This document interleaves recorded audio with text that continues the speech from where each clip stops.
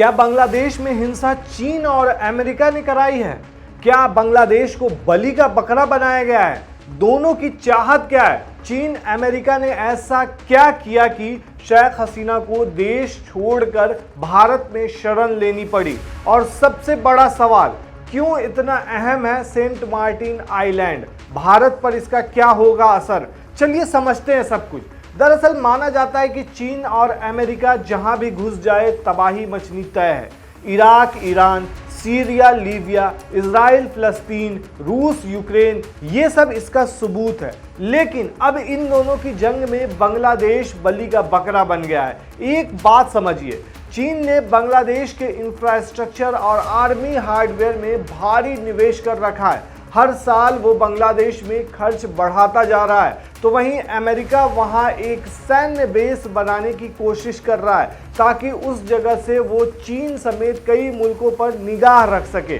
वहीं भारत को ये खेल अच्छे से समझ में आ रहा है, इसलिए वो फूंक फूंक कर कदम रख रहा है, क्योंकि भारत की बांग्लादेश के साथ सबसे लंबी लगभग 4096 किलोमीटर सीमा लगती है। वहीं देखा जाए तो शेख हसीना ने अमेरिका पर आरोप लगाए हैं कि वो सेंट मार्टिन आइलैंड पर कब्जा चाहता है। बीच में ऐसी खबर आई कि वो सेंट मार्टिन द्वीप को पट्टे पर लेना चाहता है ताकि वहां एक एयरबेस और नेवल बेस बना सके। अमेरिका बांग्लादेश के साथ सैन्य संबंध रखता है, दोनों देशों की सेना एक साथ मिलिट्री एक्सरसाइज भी करती हैं। लेकिन चूंकि चीन में बांग्लादेश के करीब आने की कोशिश कर रहा है, इसलिए बांग्लादेश ने अमेरिका को आर्मी बेस बनाने के लिए आइलैंड देने से मना कर दिया। हालांकि अमेरिकी विदेश विभाग के प्रवक्ता मैथ्यू मिलर ने इस तरह की बातों को खारिज किया है, लेकिन खुफिया रिपोर्ट्स इशारा करती हैं कि ऐसा जरूर हुआ है। इसलिए पहले उसने शेख हसीना को कई तरह के लालच दिए,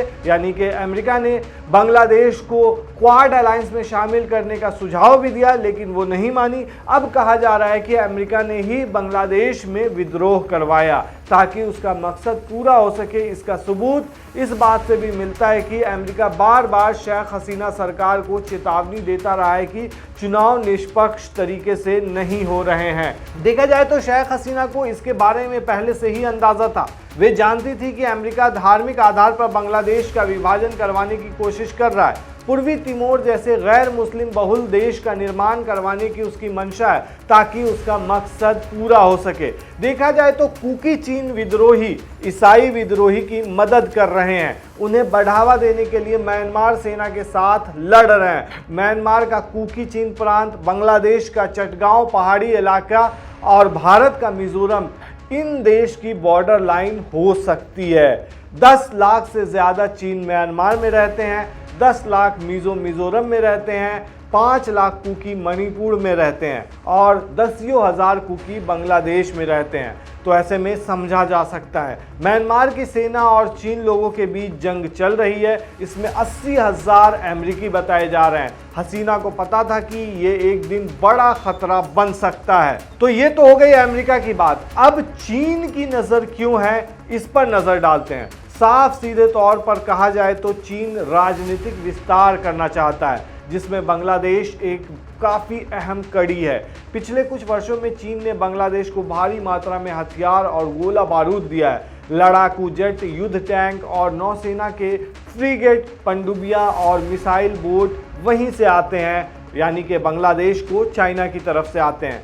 चाइना ने बांग्लादेश के सैन्य इंफ्रास्ट्रक्चर में काफ़ी पैसा भी लगाया है, जबकि 1971 में बांग्लादेश की मुक्ति के दौरान चीन ने पाकिस्तान का समर्थन किया था। आज वो बांग्लादेश को एक भरोसेमंद सहयोगी मानता है। शायद पाकिस्तान से भी ज़्यादा वो बांग्लादेश को तवज्जो दे रहा है। 2002 में चीन और बांग्लादेश ने एक बड़ा रक्षा समझौता किया था। इसमें आर्मी ट्रेनिंग और आर्मी वेपन का प्रोडक्शन भी शामिल था। 2006 तक ऐसी स्थिति आ गई कि बांग्लादेश चीन में बने हथियारों का एक बड़ा खरीदार तक बन गया। अब यहाँ पे एक पॉइंट और है कि जब बांग्लादेश ने अमेरिका को ठुकराया सेंट मार्टिन जो आइलैंड है वो देने से, तो चीन जो है वो खुश हो गया था।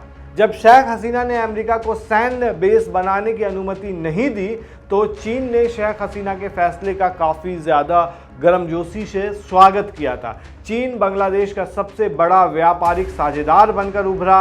उसने $25 बिलियन से ज़्यादा का निवेश किया है। पाकिस्तान के बाद बांग्लादेश ही ऐसा है जहां चीन सबसे ज़्यादा पैसा निवेश कर रहा है। यहाँ चाहे पुल हो, सड़कें हो, रेलवे ट्रैक हो, हवाई अड्डे हो, बिजली संयंत्र बना हो या जो भी हो, Padma bridge rail link project में भी उसका खूब पैसा लगा हुआ है। सबसे महत्वपूर्ण बात, बांग्लादेश के कई उत्पादों पर चीन में कोई टैरिफ नहीं है। बांग्लादेश लगभग 86% सैन्य हार्डवेयर चीन से मंगाता है, इसलिए बांग्लादेश चीन की बात शायद नकार नहीं सकता है। और इस वजह से जो है ये पूरा माहौल बना। और ये एक तरह से देखा जाए तो इनडायरेक्ट वे से अगर देखा जाए तो अमेरिका और चीन के बीच की लड़ाई है। और ये सेंट मार्टिन जो द्वीप है, जो राजनीतिक तौर पर काफ़ी ज़्यादा अहम है, ये एक ऐसी जगह है जहाँ पे रह करके काफ़ी ज़्यादा दोनों जगहों पर एशिया के बहुत सारे कंट्रीज़ पर, जैसे अगर अमेरिका का यहाँ वर्चस्व होता है तो वो